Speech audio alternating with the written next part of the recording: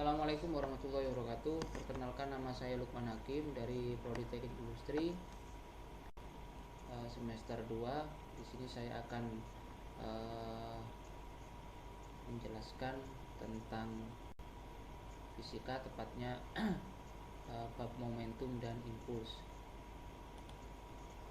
Ini peta konsep momentum dan impuls itu berlaku pada tumbukan. Tumbukan nanti berlaku hukum kekekalan momentum. Yang kedua, hukum kekekalan energi kinetik. Tumbukan mengakibatkan yang pertama lenting sempurna, berlaku rumus E sama dengan 1. Contohnya tumbukan antar atom. Yang kedua, lenting sebagian. Tumbukan lenting sebagian, berlaku rumus E sama dengan 0 kurang dari E kurang dari 1. Contohnya alat sonometer, bola yang memantul. Yang kedua. Yang ketiga, tumbukan lenting tidak lenting, berlaku rumus E sama dengan 0. Contohnya peluru yang bersarang di balok kayu. Hubungan momentum dan impuls. Di sini gambarannya ketika kita mengetahui atau gunakan sabuk pengaman. Ini kata-kata ini kan sering kita jumpai di jalan raya, bahwasanya sabuk pengaman berguna mencegah seorang pengemudi berbenturan langsung dengan setir dan dinding depan mobil saat mengalami kecelakaan. Pada saat sabuk pengaman bekerja melindungi pengemudi, di situ terlibat prinsip-prinsip momentum dan impuls. Terus, apa momentum tersebut? Momentum adalah ukuran kesukaan menghentikan suatu benda yang sedang bergerak. Saya ulangi lagi, momentum adalah ukuran kesukaran menghentikan suatu benda yang sedang bergerak. Momentum merupakan hasil kali antara massa dengan kecepatan benda. Karena kecepatan merupakan besaran vektor, maka momentum juga termasuk besaran vektor yang arahnya sama dengan arah kecepatan benda. Secara matematis, persamaan momentum dapat ditulis sebagai berikut. Jadi rumusnya P sama dengan M kali V, di mana P adalah momentum benda satuan kilogram meter per sekon, M adalah massa benda satuan kilogram, V adalah kecepatan benda satuan satuan meter per sekon. Yang kedua, impuls. Impuls adalah hasil kali antara gaya dengan waktu gaya itu bekerja pada benda. Impuls termasuk besaran vektor yang arahnya sama dengan arah gaya. Untuk menghitung besaran impuls dalam satu arah dapat Anda gunakan pusaran berikut. I sama dengan F kali T, yang mana I adalah besaran impuls, F adalah gaya yang bekerja pada benda, T adalah selang waktu.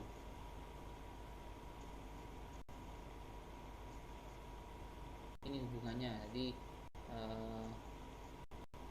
berlaku rumus-rumus seperti ini.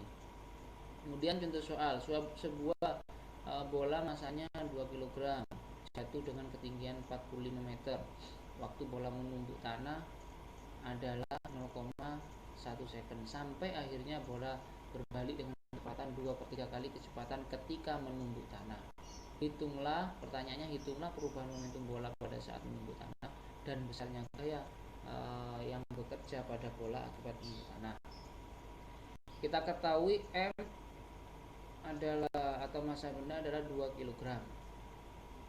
H atau ketinggiannya yaitu 45 meter. Delta T selang waktunya 0,1 second. D, V adalah 2.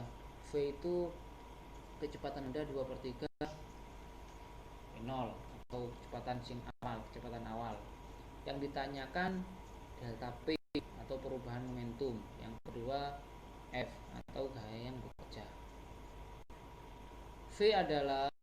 V sama dengan rumusnya ini akar M kali G kali H, dimana M adalah 2 kali G adalah 10, hanya 45, temu 30 meter per sekon.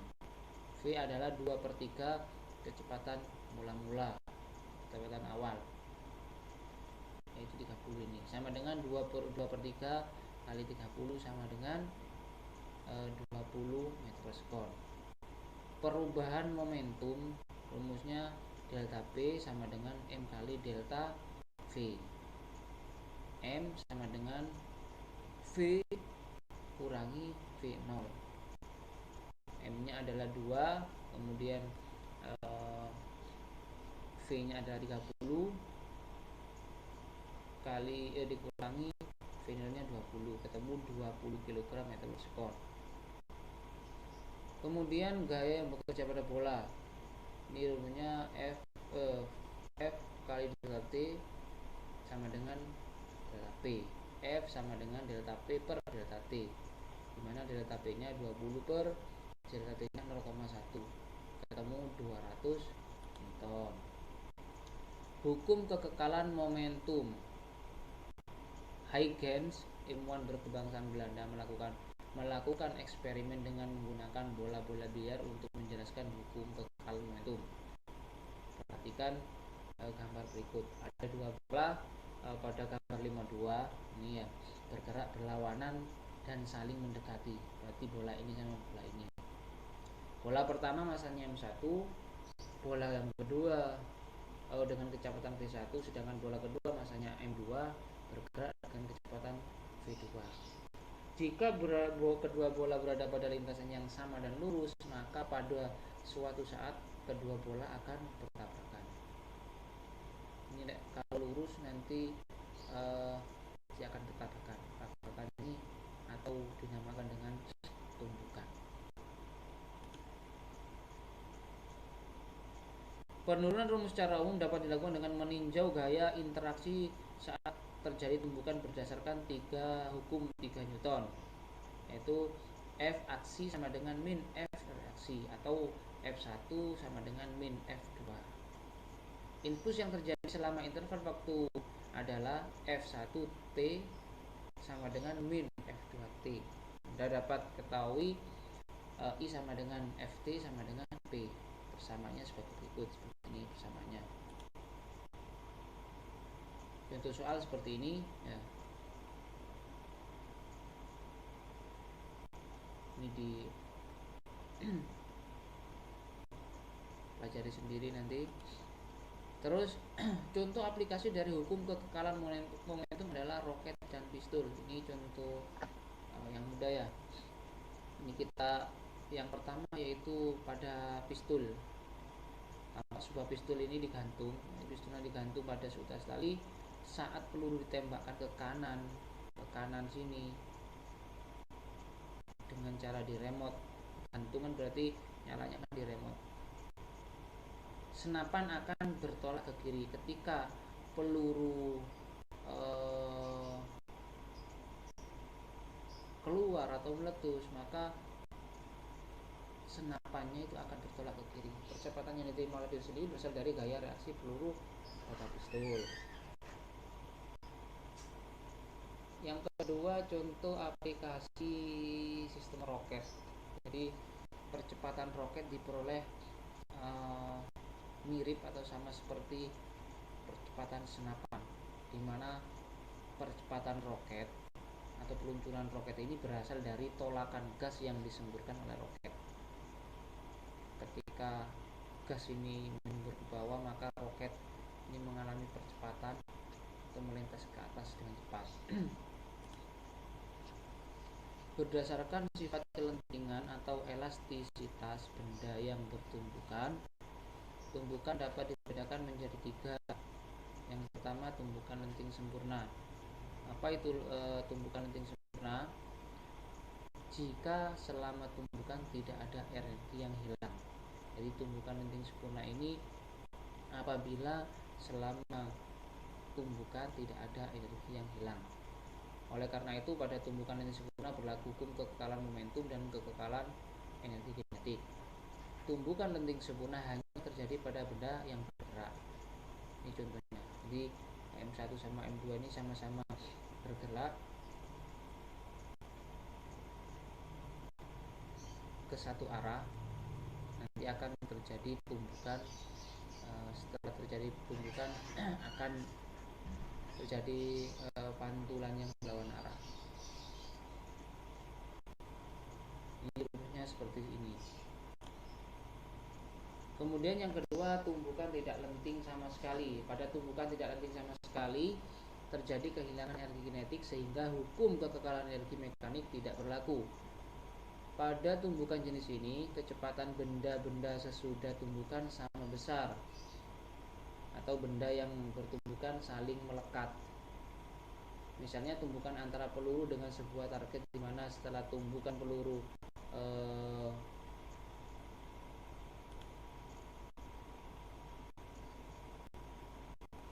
secara matematis dapat ditulis sebagai berikut. Ini gambarnya seperti ini. Ini gambar pertama, setelah terjadi tumbukan, sesudah tumbukan itu arahnya itu searah, tidak berlawanan.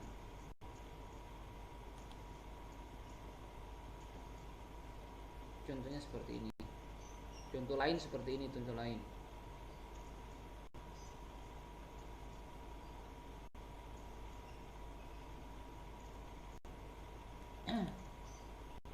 Terus yang ketiga, tumbukan lenting sebagian.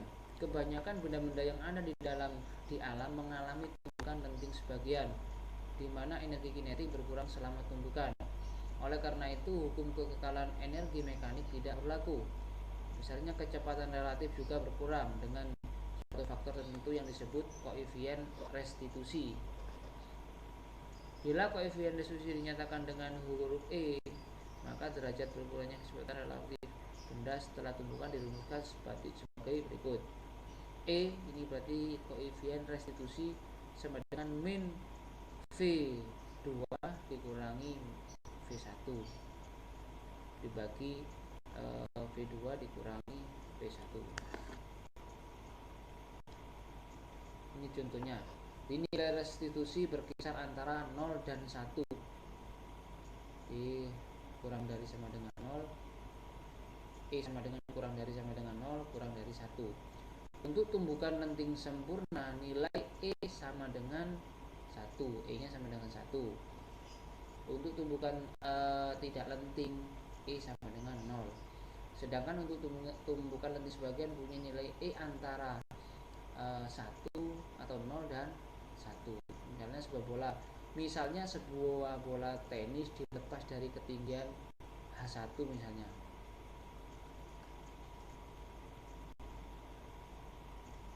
Di atas lantai. Jadi sebuah bola tenis dilepas dari ketinggian H1 dari atas lantai. Setelah menumbuk lantai, bola akan terpental atau memantul setinggi H2. Nilai H2 selalu lebih kecil dari H1. Jadi misalnya ini ada bola dilepas dari ketinggian H1, tinggiannya H1 misalnya. Kemudian setelah dilepas, bola ini akan memantul menumbuk tanah dan memantul ke atas dengan ketinggian H2. Nilai H2 ini pasti lebih rendah daripada H1.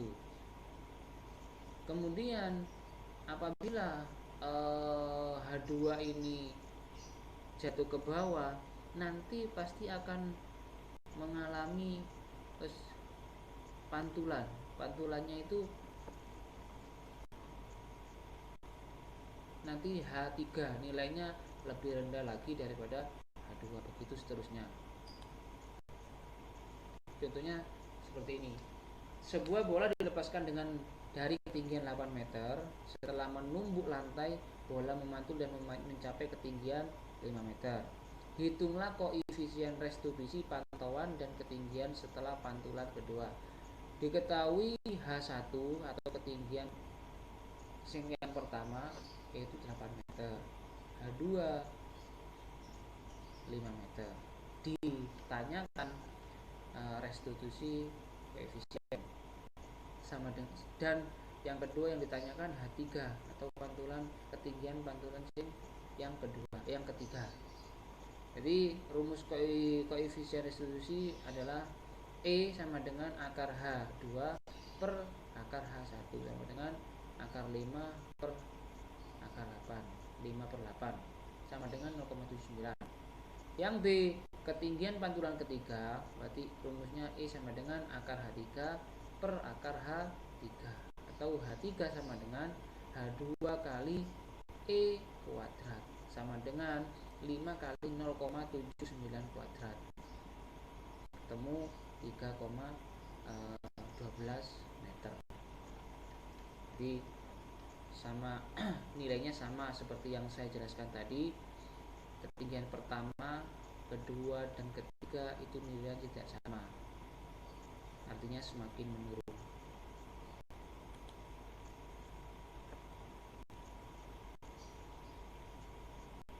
Demikian yang dapat saya jelaskan tentang momentum dan impuls. Kurang lebihnya saya minta maaf. Saya akhiri. Assalamualaikum warahmatullahi wabarakatuh.